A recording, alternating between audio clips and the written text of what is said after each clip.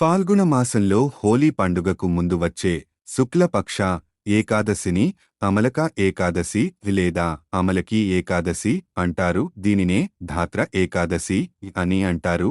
ఈరోజు ఉసిరి చెట్టుకి విశేష పూజలు చేస్తారు. విష్ణుమూర్తి ఈరోజు ఉసిరి చెట్టులో కొలువుతీరి ఉంటాడని పురాణాలు చెబుతున్నాయి. అంతేకాదు లక్ష్మీదేవి, కుబేరుడు ఈ ఏకాదశి రోజున ఉసిరి చెట్టు సమీపంలో నివాసముంటారని ప్రతీతి.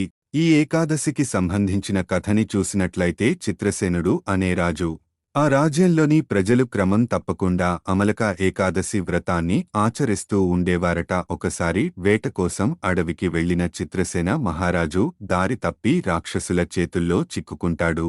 వాళ్లు అతనిని బంధించి తమ స్థావరానికి తీసుకుని వెళ్తారు. స్పృహ తప్పి పడిపోయిన చిత్రసేనుడి దేహంలో నుండి ఒక కాంతి పుంజం బయటికి వచ్చి ఆ రాక్షసులని హతమారుస్తుంది.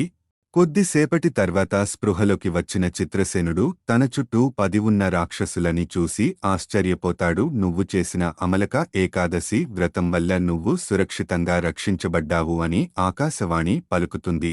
ఇది తెలుసుకున్న రాజ్యంలోని ప్రజలందరూ చిత్రసేనుడికి జైజైలు కొట్టి అప్పటినుంచి రాజుతో సహా రాజ్యంలోని ప్రజలందరూ ఒకే ఉసిరి చెట్టు కింద ఈ వ్రతాన్ని చేయటం ప్రారంభించారు.